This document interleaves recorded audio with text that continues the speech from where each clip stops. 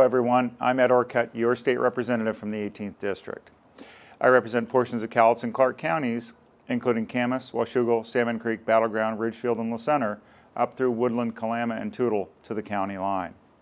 I'm reporting to you from the 2012 legislative session here in Olympia.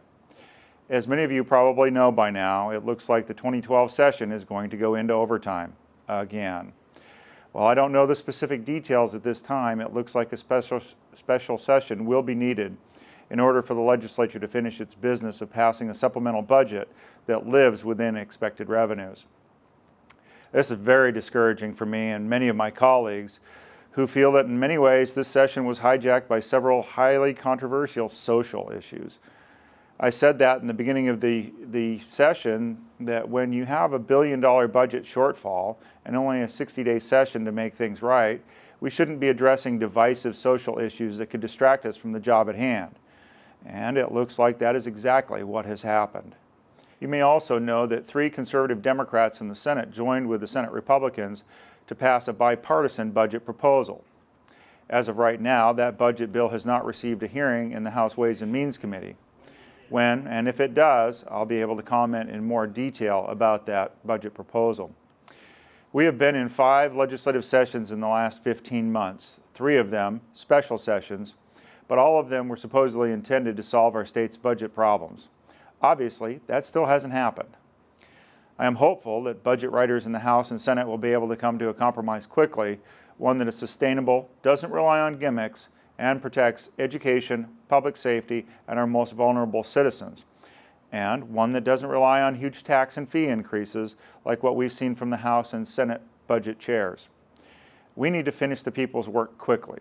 Spending thousands of taxpayer dollars on a special session after special session makes no sense in these tough economic times. Now, a quick word on the bipartisan budget that passed the Senate. It has been described by a select few as a hijacking, an abuse of power. These are ridiculous characterizations. What happened in the Senate is bipartisanship, an example of how our system in the legislature is working as it was intended to work. It represents a philosophical majority, not a partisan majority. And I think that's what Washingtonians truly want from their citizen legislature. The simple truth is this. One-party control in Olympia has been used to getting its way for a long time and lost its composure when something didn't go their way. I applaud the courage of those in the Senate who went against their political party. They put meaningful reforms and the views of their constituents above partisan politics. They've been taking some heat for not being team players. But apparently for some people, being a team player means playing with your political party and playing within their rules. But I really think that the team that legislators need to be working for are the citizens we represent, and that's what they did. Another claim by the Democrats is the bipartisan effort could push us into a special session. Please don't believe this baseless claim. The reality is this. The Senate Democrat supplemental operating budget did not have the 25 votes needed to pass out of the chamber.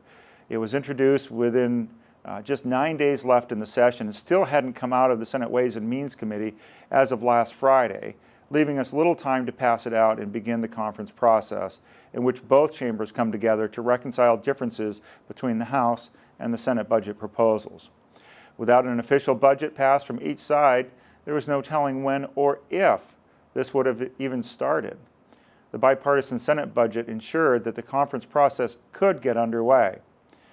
This latest special session is simply because the majority party in the House and the Senate could not work together and couldn't even get their partisan budgets passed, nor address concerns of several of their own members.